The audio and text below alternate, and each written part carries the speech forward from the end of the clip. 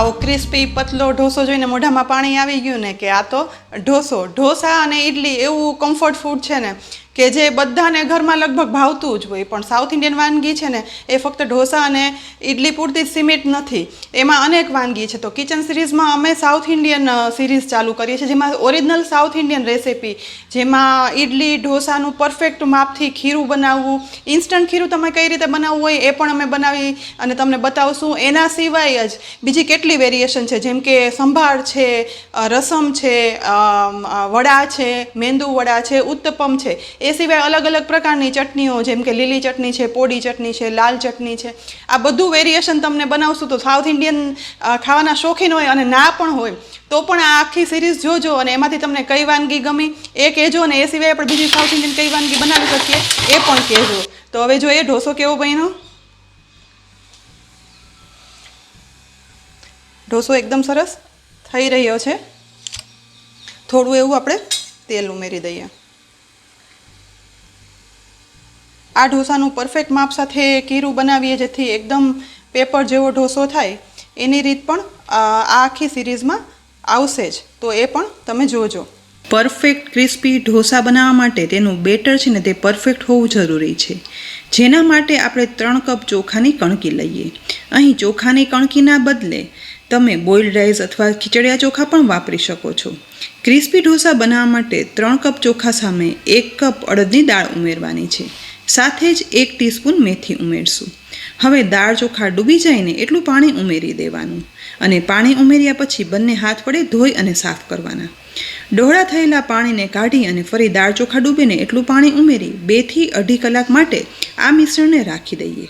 2 કલાક પલાળ્યા પછી દાળ ચોખા અને મેથી પલળી ગયા છે. તો આ પલાળેલા દાળ ચોખાના મિશ્રણને પાણીમાંથી નિતારી અને મિક્સર જારમાં ઉમેરવાના છે અને ત્યાર પછી તેમાં 1 કપ ખાટી છાશ પણ ઉમેરશું. હવે ઢાંકણ ઢાંકી એકદમ સ્મૂથ પીસી લેવાનું છે. પીસ્યા પછી બનેલા આ સ્મૂથ બેટરને એક મોટી તપેલીમાં ઉમેરી દઈએ. હવે આ બેટરને 5 કલાક માટે આથો આપવા રાખીએ. પણ હા, આ માપ સાથે તમે આ રીતે બેટર બનાવ્યા પછી માત્ર 20 થી 30 મિનિટ રાખી અને પછી પુડલા બનાવશો ને તો પણ એકદમ ક્રિસ્પી કડક જાળીદાર ઢોસા બનશે, જેનો વિડીયો મેં અમારી ચેનલ પર મૂકેલો છે, તો તે પણ જરૂરથી જોઈ લેજો.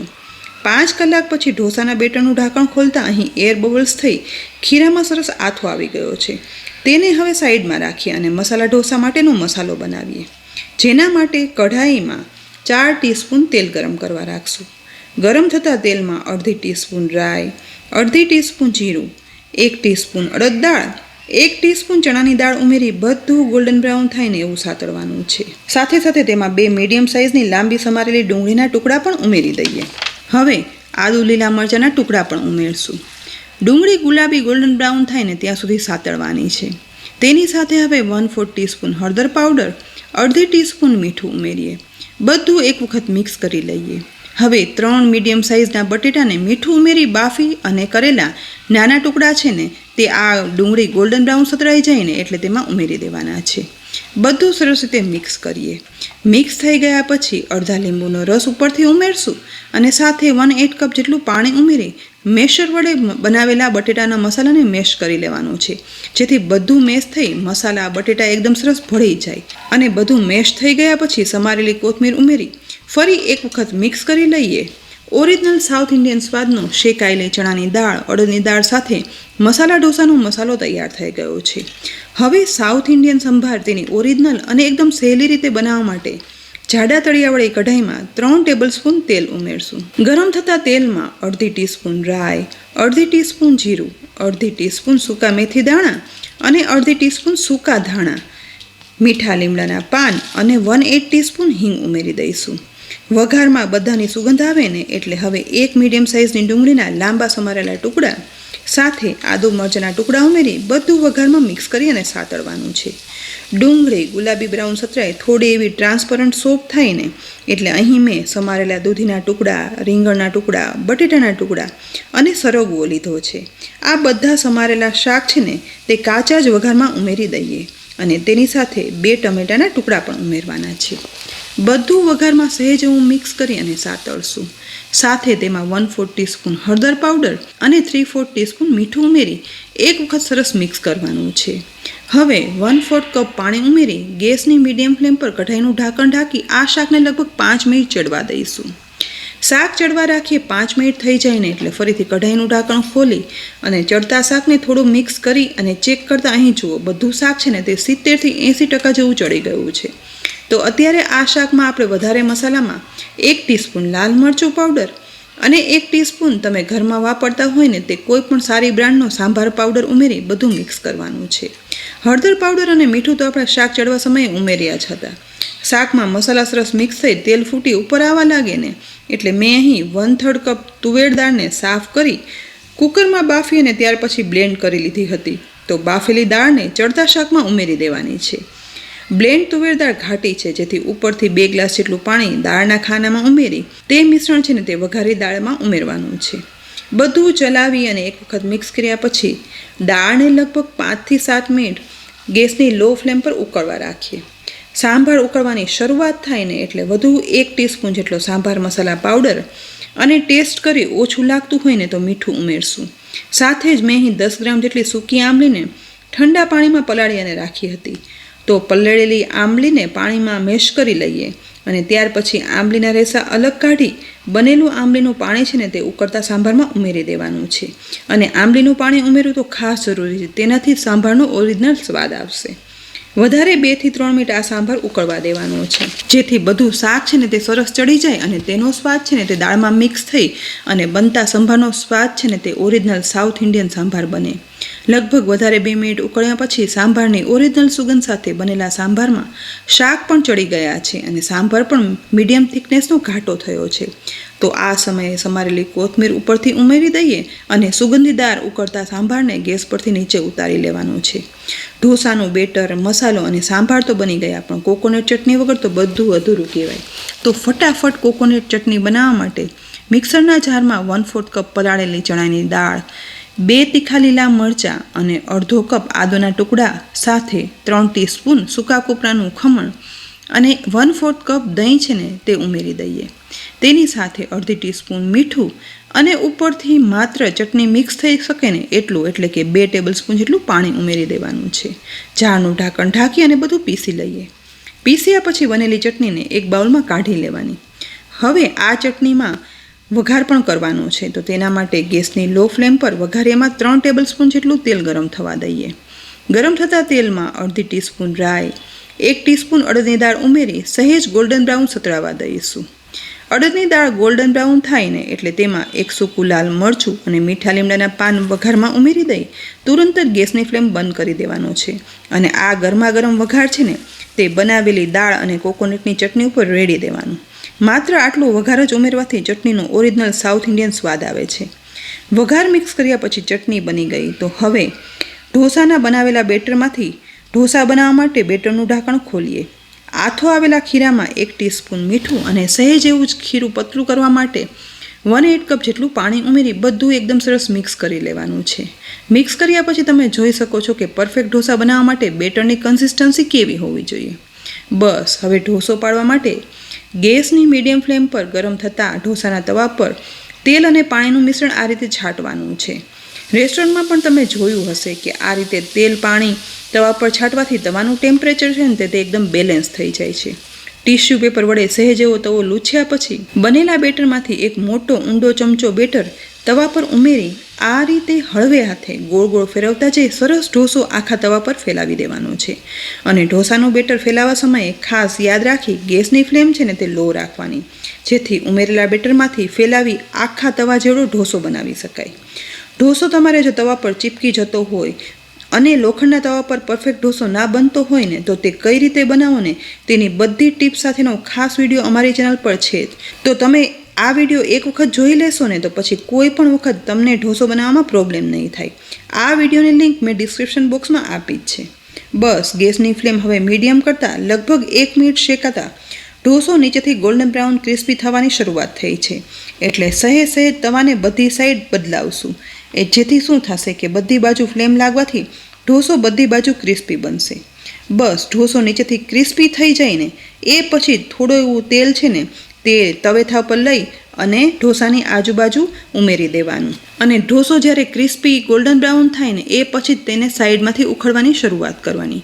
અહીં જુઓ, તેલ ઉમેર્યા પછી તુરંત જ ઢોસો ચીપક્યા વગર ઇઝીલી ઉખડી જશે અને નીચે તરફ ડાર્ક ગોલ્ડન બ્રાઉન લેયર સાથેનો ક્રિસ્પી ઢોસો બની અને તૈયાર થઈ ગયો છે.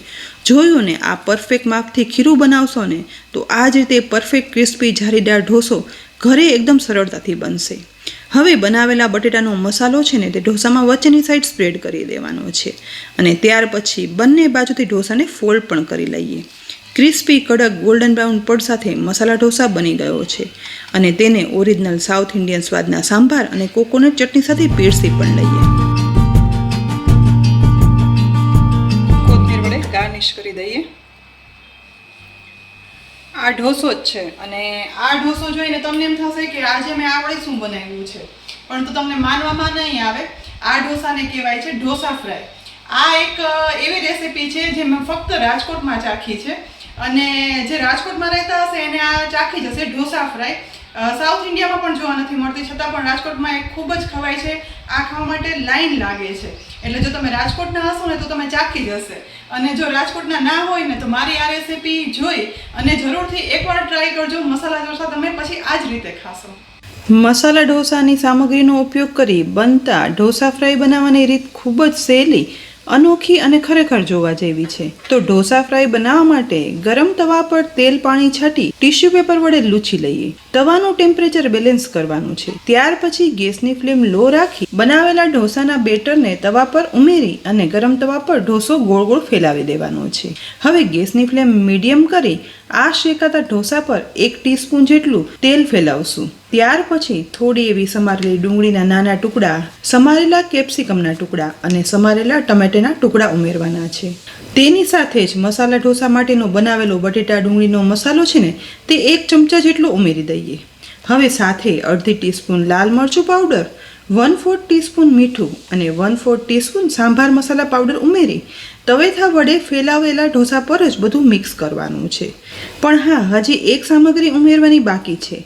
આ સામગ્રી ઉમેરાથી તમે ક્યારેય નહીં જોઈ હોય, જે આપણે છેલ્લે ઉમેરશું. અહીં મસાલા બધા મિક્સ થઈ જાય ને એટલે નીચે ઢોસો પણ શેકાય અને ક્રિસ્પી બની ગયો છે. તો આ સમયે થોડું એવું તેલ ઢોસાની આસપાસ આ રીતે ફેલાવી દેવાનું છે. ત્યાર પછી બનેલા મસાલા સાથે ઢોસાને તવા પરથી અલગ કરી પહેલાં નોર્મલ મસાલા ઢોસાની જેમ જ બંને સાઈડ ફોલ્ડ કરી અને ઢોસા વડે મસાલો ફોલ્ડ કરી લેવાનો છે. આ તો થયું નોર્મલ મસાલો ઢોસો બનાવવાની રીત. પણ આપણે તો ઢોસા ફ્રાય બનાવીએ છીએ. તેના માટે ફોલ્ડ કરેલા મસાલા ઢોસા પર 1 ચમચી બટર ઉમેરશું. ત્યાર પછી 2 તવેથા વડે ઢોસાને ફોલ્ડ કરી અને ઉપરથી આ રીતે ઢોસામાં બંને તવેથાની મદદથી ટુકડા કરવાના છે. ઢોસા ફ્રાય બનાવવાની આ એક ખૂબ જ યુનિક અને અલગ રીત છે. પણ ડુંગળી, ટમેટાં અને બટેટાના મસાલા સાથે ઉપરથી ઉમેરેલા ડ્રાય મસાલા અને બેટરમાંથી બનેલા ઢોસાને આ રીતે માખણના ટુકડા સાથે ગેસની મીડિયમ ફ્લેમ પર ફ્રાય કરવામાં આવે ને એટલે આ ઢોસાનો એક અનોખો ચડિયાતો સ્વાદ બને. જુઓ, આ રીતે મિક્સ કરતા જઈ ટુકડા કરતાં આખા ઢોસાના ટુકડા થઈ જાય છે અને સાથે સાથે તે એકદમ સરસ બટરમાં ફ્રાય પણ થશે, જેથી એકદમ ક્રિસ્પી કડક ટેક્સચર સાથેનું મિશ્રણ તૈયાર થશે. હવે આપણે બનાવેલા સાંભારમાંથી 1/4 કપ જેટલો સાંભાર છે ને તે ફ્રાય થતાં આ ઢોસામાં ઉપરથી ઉમેરશું. તેની સાથે જ સમારેલી કોથમીર ઉમેરી દેવાની છે. જોઈને જ નવાઈ લાગે છે ને કે બધું અલગ બનાવી વળી પાછું મિક્સ કરી અને ટુકડા કરી દેવાના. અને ઉપરથી આ ઉમેરાતા સંભારને કારણે તમે નહીં માનો એવો ચડિયાતો સ્વાદ આ ઢોસા ફ્રાયનો બનશે. અને માટે જ રાજકોટમાં આ યુનિક રીતે બનાવતા ઢોસા ફ્રાય પ્રખ્યાત છે. અને આ ઢોસા ફ્રાયનો સ્વાદ એક વખત ચાખી લો ને એટલે પછી તમે સાદા મસાલા ઢોસા ખાવાનું ભૂલી જ જાશો, એ વાત ચોક્કસ. બસ બધું મિક્સ થઈ અને આ ઢોસા ફ્રાયના મસાલો ફ્રાય થવાની સુગંધ આવે ને અને બધું મિશ્રણ ક્રિસ્પી થવા લાગે ને એટલે તવાને ગેસ પરથી નીચે ઉતારી ડાયરેક્ટ સંભાર અને ચટણી સાથે આ જ રીતે પીરસાય છે અને પછી આ જ રીતે ખવાય છે.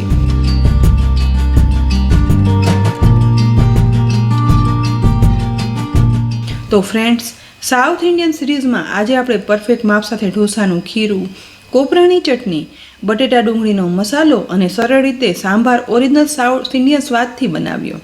મસાલા ઢોસા સાથે અને તેમાંથી મસાલો ઢોસો પણ બનાવ્યો. સાથે જ રાજકોટમાં એક અલગ રીતે પીરસાતા ઢોસા ફ્રાય પણ બનાવ્યા. તો તમને બંને ઢોસાની રીત કેવી લાગી કોમેન્ટ બોક્સમાં જરૂરથી કહેજો. હવે પછીના દિવસોમાં સાઉથ ઇન્ડિયન સિરીઝમાં અલગ અલગ પ્રકારના ઢોસા, ઇડલી, રસમ અને અલગ અલગ પ્રકારની સાઉથ ઇન્ડિયન ચટણીની રેસીપી પણ આવી રહી છે. તો આ બધી રેસીપી જોવા માટે અમારી ચેનલને જરૂરથી સબસ્ક્રાઈબ કરી લેજો અને અમારા ફેસબુક પેજને લાઇક કરી અને ફોલો કરજો, જેથી સાઉથ ઇન્ડિયન વાનગીના શોખીનોએ આખી સિરીઝ જોઈ શકે અને એ સિવાયની પણ અલગ અલગ ઉપયોગી વાનગીઓ જોઈ શકે. ફરી મળશું નેક્સ્ટ ડે નવી સાઉથ ઇન્ડિયન રેસીપી સાથે. ત્યાં સુધી આવજો.